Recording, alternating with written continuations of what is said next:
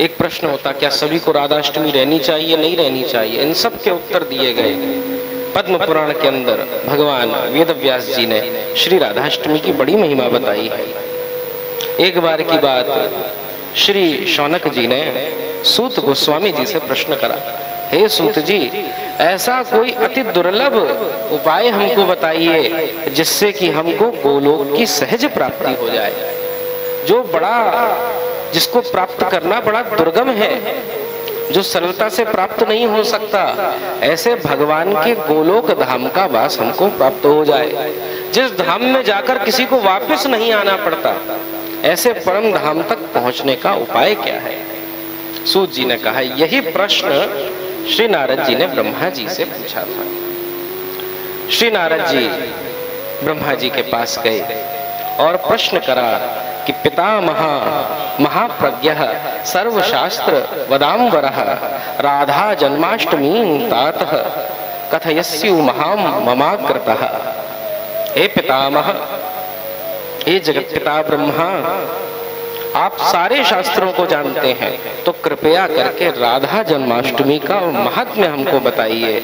यह व्रत क्यों करा जाता है और किस किस को करना चाहिए, इस विषय के बारे में मुझे बताइए, मेरा आग्रह है, इसको विस्तार से बताइए।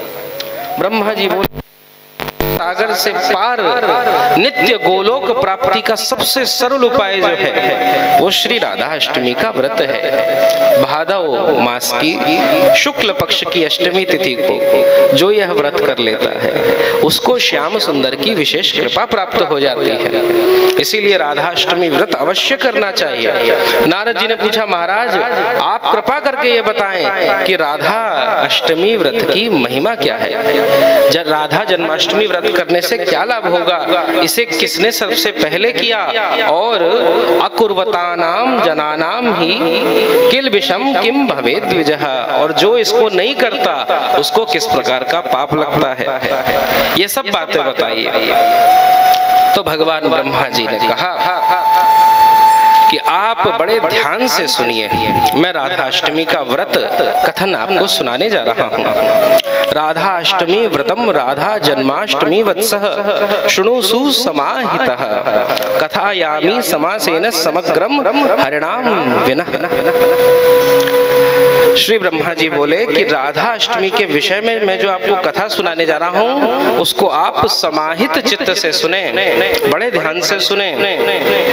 परंतु नारद जी ने प्रश्न करा था कि आप इस कथा को विस्तार से सुनाएं, पर श्री ब्रह्मा जी ने बोला कि समास है ना, इसको संक्षिप्त करके हम आपको सुना रहे हैं। कारण क्या है, क्योंकि राधाष्टमी श्री राधा रानी के महिमा गाने की विषय में है। श्री राधा रानी की महिमा का गान तो स्वयं श्री कृष्ण नहीं कर सकते, तो भला ब्रह्मा जी कैसे कर पाएंगे, इसीलिए कह रहे हैं कि संक्षिप्त रूप में बता रहा हूँ। श्री ब्रह्मा जी बोले कि कथितम तत्फुलम पुण्यम ना शुक्नोति नारदः कोटि जन्म कृतम पापम ब्रह्म हत्यादिकम महत् महत् कुर्वन्ति ये सकृत भक्त्यः तेषाम नश्यन्ति तत्क्षणाः।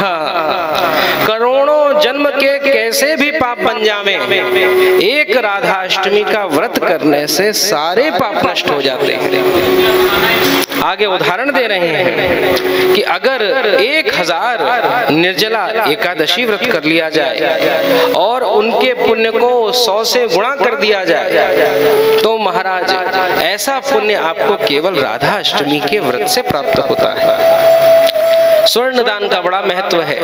कह रहे हैं सुमेरु पर्वत के समान स्वर्ण का दान कर दिया जाए, वो फल उससे 100 गुना फल श्री राधाष्टमी के व्रत से प्राप्त हो जाता है। सकृत राधाष्टमीं कृत्वा तस्मात् शतगुणाधिकम। श्री राधाष्टमी का ऐसा महात्म्य है। कन्यादान का बड़ा महत्व है। बोले अगर 1000 अभावग्रस्त गरीब परिवार की कन्याओं की सहायता करें, उनके कन्यादान में सहयोग करें, और कितनी 1000 उससे जो फल प्राप्त होगा वो केवल राधा अष्टमी व्रत करने से प्राप्त हो जाता है। गंगा आदि जितनी नदियां हैं पूरी धरती पर, उन सब में स्नान करा जाए उससे सैकड़ों गुना अधिक फल श्री राधा अष्टमी के व्रत से प्राप्त होता है। ऐसी बड़ी महिमा बताई और आगे कहा कि एतत् व्रतन्तु यः पापी हेलया श्रद्धया पिबः करोति विष्णु सदनम गच्छति कोटि कुलान्वितः। कोई पापी मनुष्य अगर श्रद्धाहीन है, गलती से भी इस व्रत को कर ले तो समस्त कुल कुटुंब के संग, परिवार के संग भगवान के नित्य धाम को जाता है। नारद जी ने कहा कोई प्रसंग आप बताएं किसने इस व्रत को रखा हो, कोई पापी ऐसा हो जिससे कि इस व्रत का प्रकाश हो सके।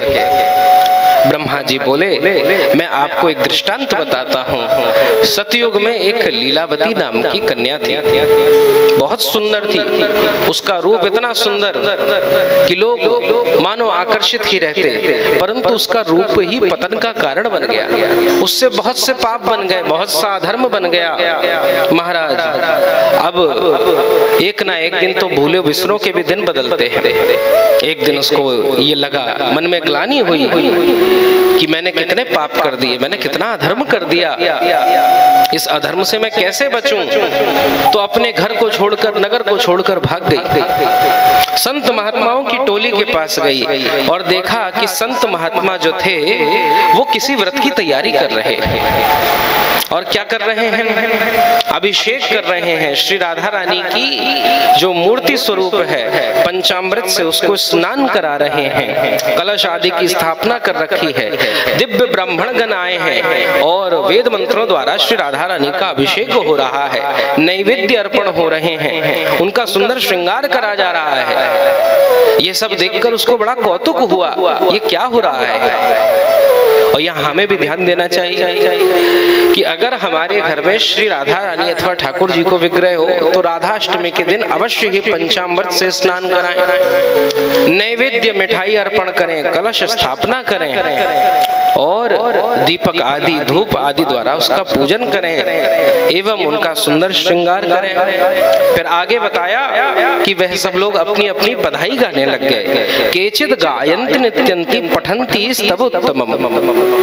कोई गा रहा है, कोई नाच रहा है, कोई स्तोत्र पढ़ रहा है, कोई तबला मृदंग आदि बजा रहा है। ऐसे उत्सव हो रहा है। लीलावती पास में आई, अपने पाप कर्मों का उसे स्मरण हो गया, उनको प्रणाम करा और कहने लगी, हे वैष्णवों, हे संतों, हे महात्माओं, आप कृपा करके ये बताइए कि यह आप क्या कर रहे हैं।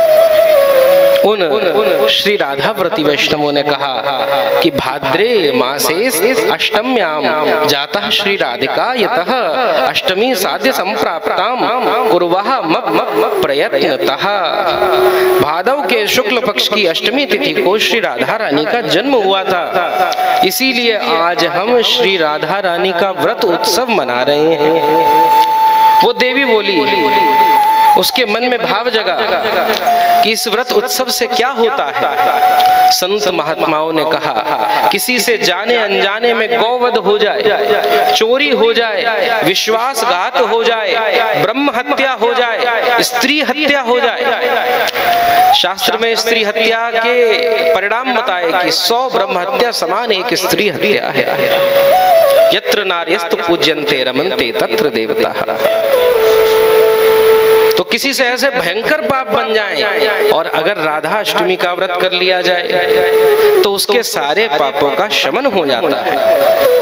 लीलावती बड़ी प्रसन्न हुई, उसके मन में ग्लानि का भाव तो था ही था कि भैया हम कैसे इस पाप से बचें। तो सामने उनके रोने लगी, आंखों में अश्रु आ गए।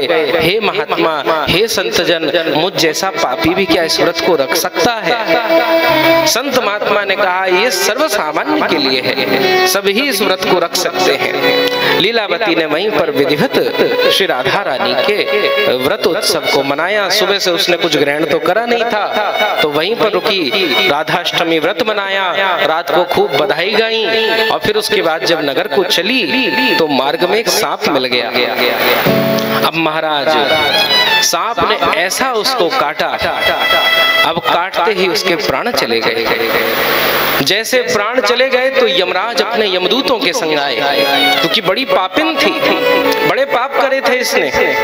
तो यमराज ने कहा यमदूतों से कि इसको पाश में बांधो, इसको ले चलो, इसको यातना देनी है नरक की। तभी भगवान के दिव्य पार्षद प्रकट हो गए।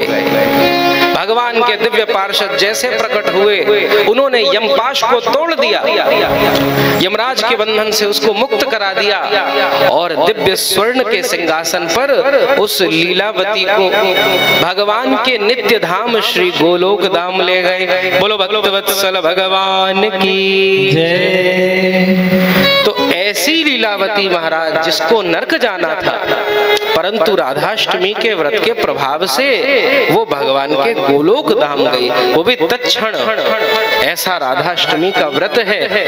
आगे कहा कोई मूर्ख ही ऐसा होगा जो श्री राधाष्टमी का व्रत न रखे। राधाष्टमी व्रत से श्री कृष्ण और श्री राधा रानी बड़े प्रसन्न हो जाते हैं। और कहा गया है सर्व पाप विनिर्मुक्त चांते याति हरेर ग्रहम। जो राधाष्टमी का व्रत रखता है, राधाष्टमी व्रत की इस कथा को सुनता है, केवल सुनने मात्र से व्रत ना भी रख पावे, इस कथा को सुनने का ये फल है कि उसके सारे पापों से उसको मुक्ति होकर भगवान का दिव्य धाम मिलता है। बोलो भक्तवत्सल भगवान की जय। श्री वृंदावन बिहारी लाल की जय। जय जय श्री राधे।